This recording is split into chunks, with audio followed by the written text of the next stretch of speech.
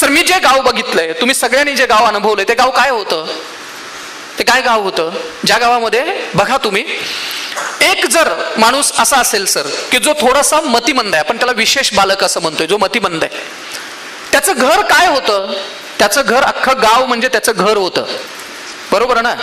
जर तो मुलगा कुणाच्या दारात उभारला आणि त्यानं तांब्याभर पाणी मागितलं तर ती माई माऊली त्याला मदत करत होती.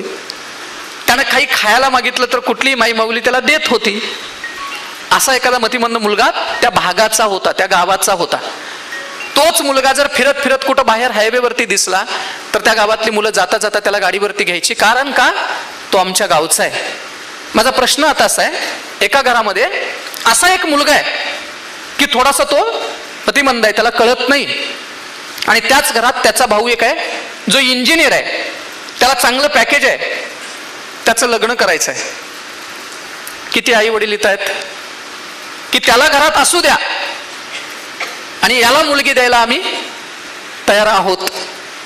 नाही, जर त्या लहान मुलाचं लग्न करायचं असेल तर पहिला प्रश्न उपस्थित केला जातो, याचं काय?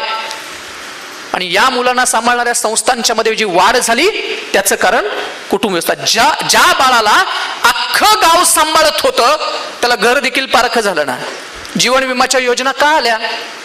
कारण त्याचं असं होतं, तरुणपणामध्ये आम्हाला आत्ता अशी भीती आहे की तरुणपणात आमचं जर काही निधन झालंच तर पाठीमागं आमच्या मुलांचं, कुटुंबाचं काय होईल, ही चिंता कुटुंब व्यवस्था ज्यावेळेस चालू होती त्यावेळेस करायची गरजच नव्हती ना.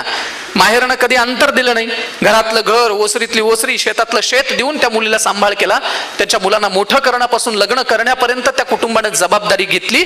आता आम्हाला असं वाटत राहते की आमच्या निधनानंतर यांची जबाबदारी घ्यायला कोणी येणार नाही, कारण शिक्षणानं शहाणपण वाढायला पाहिजे होतं.